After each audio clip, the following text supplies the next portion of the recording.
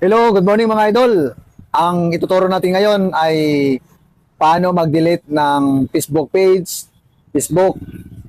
Kung yung Facebook page nyo na hindi nyo ginagamit na para hindi malipat yung mga tao kung saan sila pupunta, pwede nyo i-delete.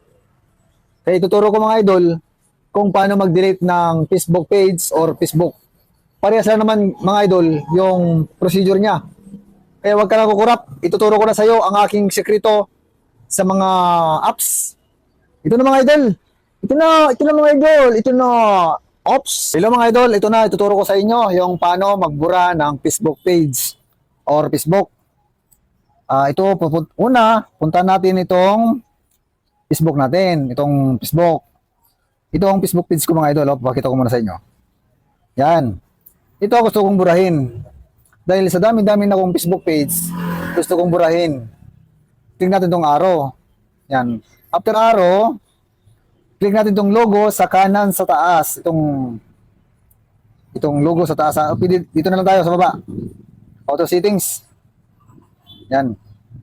After settings, hanapin natin dito yung access and control. Yan. Access and control. Tapos nakalagay dito, temporary deactivate or permanently delete your page. Click natin to. Yan. Tapos nakalagay dyan, delete page or deactivate. Punta tayo sa delete page. Yan. Delete natin yan.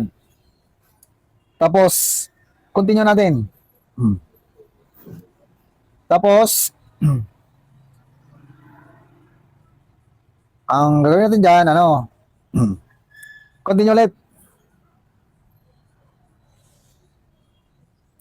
After continue,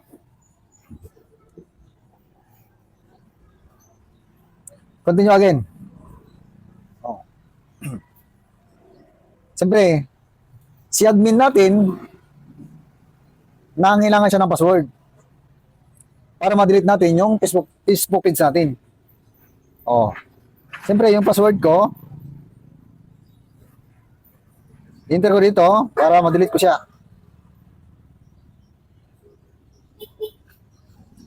Oh, continue ulit.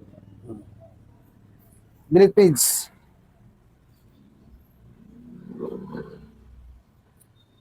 Nagde-delete na mga idol. Oh, ngayon wala na 'yon. Ganun lang kadali mga idol ang pag-delete ng page. Kaya kung nagustuhan mo yung tinuro ko, at baka pwede naman mga idol, humingin ng isang like lang para naman magkaroon ako ng konting lakas loob ulit na magturo naman bukas. O isang like lang mga idol. Okay na sa akin. Maraming salamat sa iyo mga idol. Thank you very much. Bye-bye mga idol.